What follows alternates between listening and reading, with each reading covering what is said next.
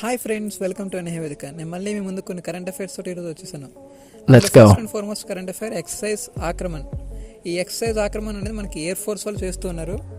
ఈ ఆక్రమణ్ ఎక్సర్సైజ్ మనకి నిన్ను చూసాం, ఆపరేషన్ టిక్కా అని చెప్పి మనకి ఆర్మీ వాళ్ళు ఒక ఎక్సర్సైజ్ చేశారు.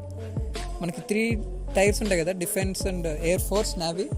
సో ఈ 3 టైర్స్లో ఇది మనకి చేసింది ఈరోజు ఎయిర్ ఫోర్స్.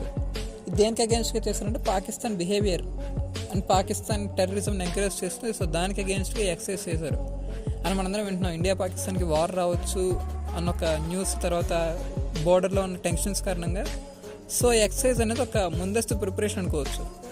సో ఎప్పుడైనా సరే మన గ్రూప్ 1 కానీ గ్రూప్ 2 కానీ ఏ competitive ఎగ్జామ్లోనైనా last 1 year and 6 months నుంచి న్యూస్లో ఉన్న ప్రతి ఎక్సైజ్ని కూడా కవర్ చేస్తూ ఉండాలి. అండ్ ఆర్ఆర్బీ ఇలాంటి గ్రూప్స్ ఎగ్జామ్స్ నెక్స్ట్ వస్తున్నాయి కాబట్టి చాలా జాగ్రత్త చూసుకోండి. అండ్ నెక్స్ట్ రిపోర్ట్స్ మనం ఎప్పుడు కూడా జాగ్రత్త గుర్తుపెట్టుకోవాలి. నిన్న ఎర్నెస్ట్ యంగ్ ఇండియా అనే ఒక కంపెనీ, ఒక ఆర్గనైజేషన్ ఒక రిపోర్ట్ రిలీజ్ చేసింది ఇండియన్ జీడిపిపై. ఇందులో ఇండియన్ జీడిపి వచ్చేసి ఈసారి 6.5% వరకు ఉండొచ్చు అని చెప్పేసి చెప్తున్నారు.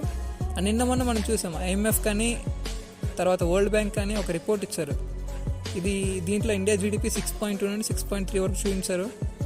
వరల్డ్ బ్యాంక్ అయితే 6.3 అంటుంది, ఐఎంఎఫ్ 6.2 అంటుంది. బట్ వీళ్ళేం చెప్తున్నారంటే 6.5కి రీజన్ ఈసారి పెట్రోల్ కానీ డీజిల్ కానీ ఇట్లాంటి రేట్స్ అనేవి తగ్గొచ్చు. సో దట్ ద్రవ్యోల్బణం కూడా బాగా తగ్గుతుంది ఇండియాలో అని చెప్పేసి చెప్తున్నారు.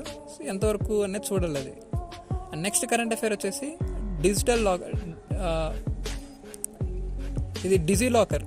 ఈ డిజిలాకర్ అనే ఒక మనకి ఆన్లైన్ సిస్టమ్ మనకి ఎప్పుడు ఉంటుంది. ఇందులో స్పోర్ట్స్లో ఎవరైతే విన్ అయ్యారో వాళ్ళకి సర్టిఫికేట్స్ యాక్యురేట్గా ఎవరైతే విన్ అయ్యారో వాళ్ళని తెలుసుకొని స్పోర్ట్స్లో వాళ్ళకి ఇస్తున్నారనమాట. సర్టిఫికేట్స్ ఇష్యూ చేయడానికి దీన్ని వాడతారు.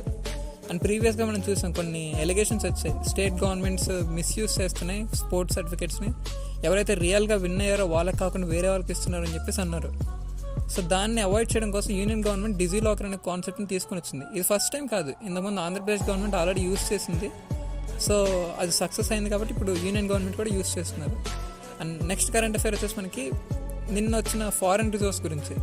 ఏప్రిల్ 18th వరకు మనకి 686 బిలియన్స్ ఫారెన్ రిజర్వ్స్ అనేవి మనకు వచ్చాయి.